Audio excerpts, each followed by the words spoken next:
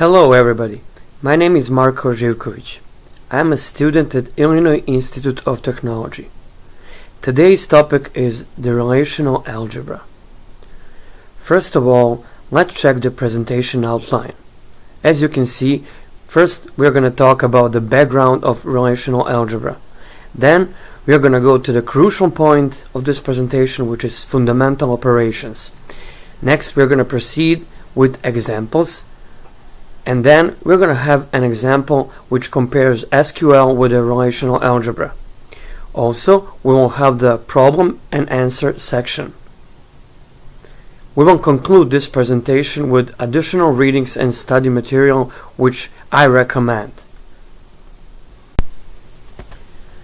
Relational algebra received little attention outside of pure mathematics until the publication of E.F. Code, who proposed relational model of data in 1970. Code proposed such an algebra as a basis for database query language. Relational algebra is essentially equivalent in expressive power to relational calculus, and thus its first-order logic. This result is known as Code's theorem. One must be careful to avoid a mismatch that may arise between the two languages because of negation.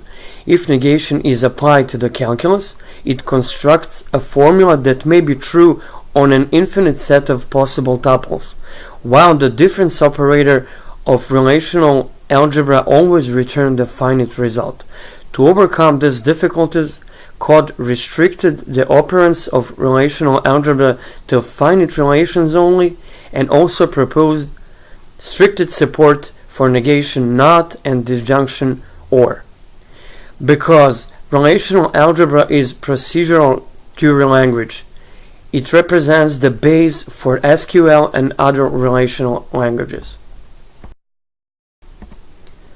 The fundamental operations of relational algebra are classified as unary, binary, and others.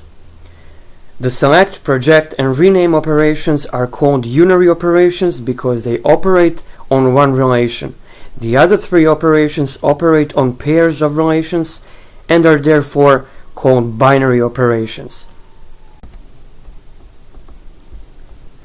We will start with select.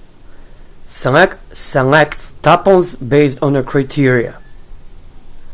We provide two examples in order to better understand how select works. So the first one is sigma sign, department name physics, instructor. Department name physics represents the predicate or the condition, and the instructor is the name of the relation or the table.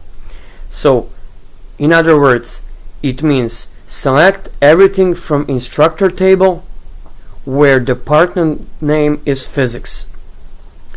This query will return two tuples which are selected by an arrow. The second one says select everything from instructor table where salary is greater than 93,000. This time only the second lower arrow will be displayed. Suppose we want to list all instructors, ID, name and salary, but we don't care about the depart name. The project operation allows us to produce this relation. The project operation is a unary operation that returns its argument relation. Since a relation is a set, any duplicate rows are eliminated. Projection is denoted by the uppercase Greek letter pi. Here we have an example which says pi, ID, name, salary, and instructor. In other words, it means project everything from instructor, and everything includes ID, name, and salary.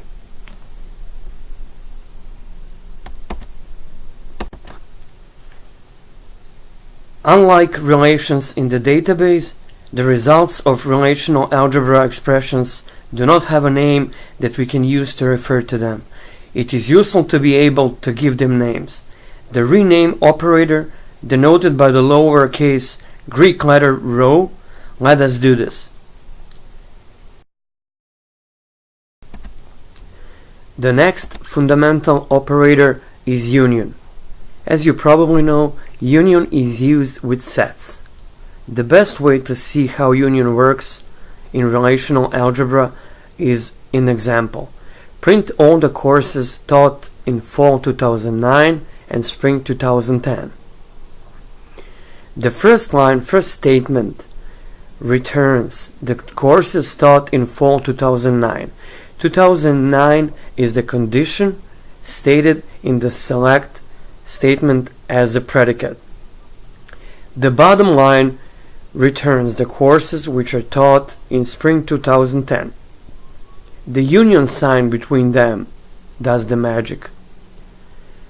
So eventually we are getting the courses taught in fall 2009 and 2010 listed as a 1. The set difference operation, denoted by dash, allows us to find tuples that are in one relation but are not in the other. This is the opposite from the union. As like the first time, we're going to see how that works in the example. Here we are trying to get courses which are taught in fall 2009 but not offered in spring 2010. The dash sign between these two statements allows us to receive the results like that. The Cartesian product operation, denoted by the cross, allows us to combine information from any two relations. We use this operation to join two tables. Like in an example above, we can see that instructor X teaches means that we join together two tables, and the new table, new relation, will have all the data from both of them. Since we learned a lot about fundamental operations of relational algebra, let's now see how the syntax compares between SQL and relational algebra. SQL is a higher level language and probably the one most used for databases. First, let's check the SQL statement. Select star, which means select everything, from instructor table, instructor relation, where, this is the condition part, where department name equal physics. Now, this statement will return everything from instructor table where department name is physics.